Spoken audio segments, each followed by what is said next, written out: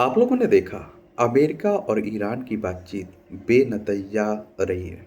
कोई नतीजा उसका नहीं निकला है। तो मेजबान जो पाकिस्तान था, आखिर उसे क्या मिला? इस पर हम लोग बात करते हैं, समझते हैं। पाकिस्तान हमारा पड़ोसी है, 1947 तक हमारा हिस्सा हुआ करता था। तो पाकिस्तान ने इस्लामाबाद टॉक्स के बेनतीजा रहने के बावजूद इस इरादे को दोहराया कि वह अमेरिका ईरान के बीच मध्यस्थता की भूमिका निभाता रहेगा।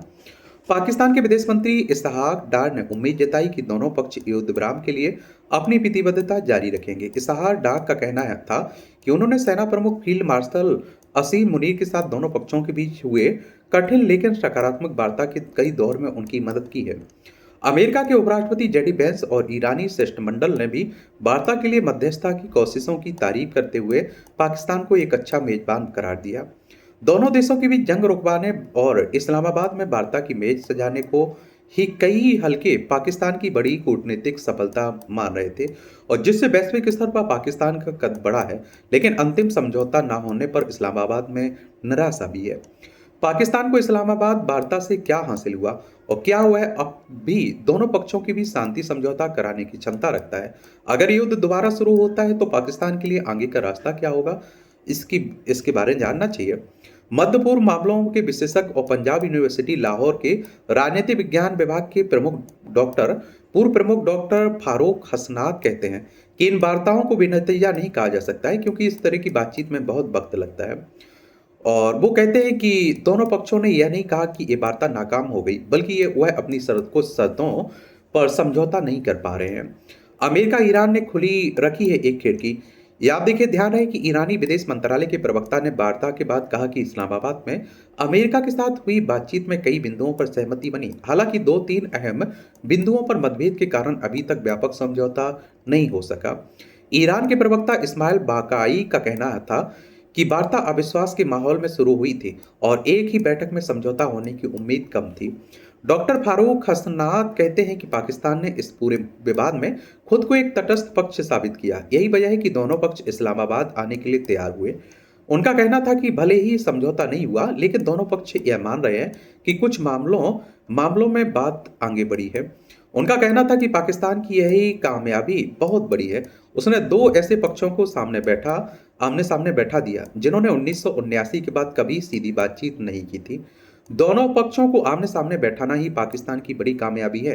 वरिष्ठ राजनेता और पूर्व सेनेटर मुसाहिद हुसैन सैयद कहते हैं, इस ऐतिहासिक वार्ता प्रक्रिया को जारी रखने के लिए अमेरिका ईरान ने एक खिड़की खुली रखी, और ऐसा पाकिस्तान की कोशिशों से हुआ है। और वो कहते हैं, मुजाहिद हुसैन ने कहा कि इस्लामाबाद में हुई वार्ता का महत्व 3 गुना है। उनके अनुसार 21 घंटे तक बातचीत चलने का मतलब है दोनों पक्षों ने बहुत विस्तार से चर्चा की, और इसमें दोनों देशों के तकनीकी विशेषज्ञ भी शामिल थे। मुसाहिद हुसैन सैयद का कहना था कि दूसरी अहम बात इन वार्ताओं में उच्च स्तरीय नेताओं की भागीदारी है, और जिसमें अमेरिकी उपराष्ट्रपति जेडी वेंस, ईरानी संसद के स्पीकर मोहम्मद बाकर गलीबाफ शामिल थे। मुसाहिद हुसैन का कहना है कि दोनों पक्षों की ओर से पाकिस्तान की भूमिका को सकारात्मक बताना इस बात का सबूत है कि पाकिस्तान ने शांति प्रयासों के लिए कितनी गंभीरता से कोशिश की। वरिष्ठ पत्रकार और विश्लेषक जाहिद हुसैन कहते हैं कि इस्लामाबाद वार्ता में कोई ब्रेक थ्रू नहीं हुआ, हालांकि यह बातचीत खत्म भी नहीं हुई, जो एक अच्छा संकेत है। और वो कहते हैं कि पाकिस्तान की वह भूमिका बनी रहेगी और जिसकी दोनों तरफ पक्ष तारीफ कर रहे हैं। लेकिन अब देखना यह होगा कि अगर वार्ता का अगला दौर होता है तो वह पाकिस्तान में होगा या नहीं। जाहिद हुसैन कहते हैं कि वार्ता के बाद पाकिस्तान का महत्व और भी बढ़ गया, क्योंकि पाकिस्तान 21 घंटे तक चलने वाली पेचीदा बातचीत का हिस्सा रहा, और अगले किसी भी दोनों दौर में दोनों पक्ष पाकिस्तान से ही संपर्क करेंगे। उनके अनुसार इस वक्त ऐसा कोई देश नहीं है जो पाकिस्तान की जगह ले सके। वो कह रहे हैं, पाकिस्तान की बड़ी सफलता। मुसाहिद हुसैन सैयद भी डॉक्टर फारूक हसनात से सहमत होते हुए कहते हैं कि दोनों पक्षों को आमने सामने बैठाना ही पाकिस्तान की एक बड़ी सफलता है। उनके मुताबिक कोई समझौता ना होने के बावजूद दोनों पक्षों के बयान संतुलित और नपे तुलित थे, इसलिए सावधानी बरतते हुए उम्मीद रखी जा सकती है। वरिष्ठ पत्रकार विश्लेषक तलत हुसैन कहते हैं कि पाकिस्तान ने उस समय कदम उठाया जब दुनिया को इसकी सबसे ज्यादा जरूरत थी, और एक्स ट्विटर पर वो अपनी पोस्ट में तलत हुसैन ने कहा कि अफरात फरी के बीच एक युद्ध को रुकवाकर पाकिस्तान ने मध्यस्थ के रूप में अपनी भूमिका को अंतर्राष्ट्रीय स्तर पर मनवाया, और साबित किया कि स्थायी शांति केवल बातचीत के जरिए आती है। उनका कहना था कि पाकिस्तान की सबसे बड़ी कामयाबी यही है कि उसने 28 फरवरी को अमेरिका ईरान की भी टूटी हुई बातचीत की कड़ी को दोबारा जोड़ दिया। कूटनीति एक मैराथन दौड़ की तरह है। मुसाहिद हुसैन कहते हैं कि अब गेंद अमेरिका के पाले में है।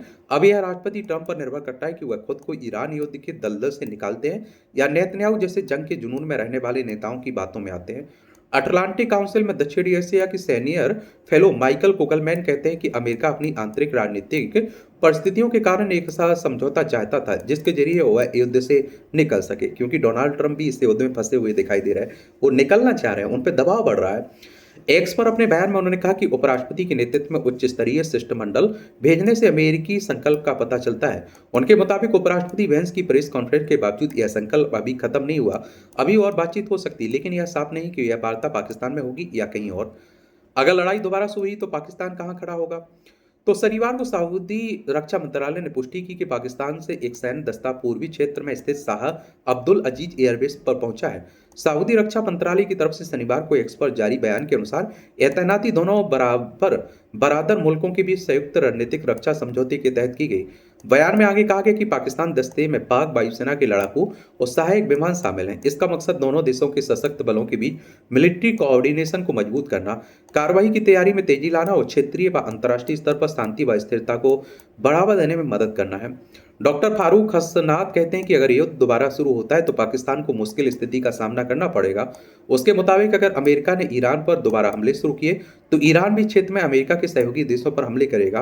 वह कहते हैं कि अब तक ईरान ने सऊदी अरब पर बहुत कम हमले किए, लेकिन अगर युद्ध फिर से शुरू होता है तो ईरान ने सऊदी अरब पर भी हमले करने किए तो पाकिस्तान पर दबाव बढ़ेगा। उनके अनुसार अगर सऊदी अरब और ईरान की भी सीधी लड़ाई शुरू होती है तो हो सकता है कि यमन के हूती सऊदी अरब पर हमले शुरू कर दें।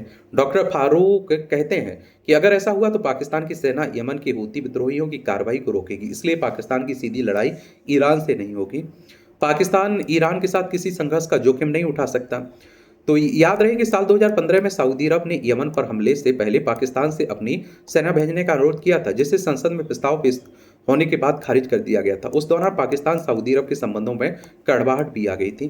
फारूक हसनात कहते हैं कि पिछले साल सऊदी अरब के साथ हुए रक्षा समझौते की संसद से मंजूरी नहीं ली गई और अब अतिरिक्त सेना भेजने से पहले भी संसद से इजाजत नहीं ली गई। और आप देखिए, उनका कहना है कि पाकिस्तान ईरान के साथ किसी संघर्ष का जोखिम नहीं उठा सकता, क्योंकि दोनों पड़ोसी देश हैं। अगर पाकिस्तान को किसी स्तर पर पक्षकार बनना पड़ा तो उसे संसद को विश्वास में लेकर फैसले करने चाहिए। ध्यान देने की बात है कि इससे पहले 2018 में पाकिस्तान की फौज ने ऐलान किया था कि उसने सेना की अतिरिक्त टुकड़ियों को सलाह और ट्रेनिंग देने के मिशन पर सऊदी अरब में तैनात करने का फैसला किया है। तब पाकिस्तानी संसद के उच्च सदन सीनेट ने सरकार से इस बात पर जवाब तलब किया था। उस समय पाकिस्तानी सेना ने अपने बयान में कहा था कि सऊदी अरब में 1180 पाकिस्तानी सैनिक पहले से तैनात हैं, जो 1980 में हुए एक द्विपक्षीय समझौते के तहत वहां भेजे गए थे।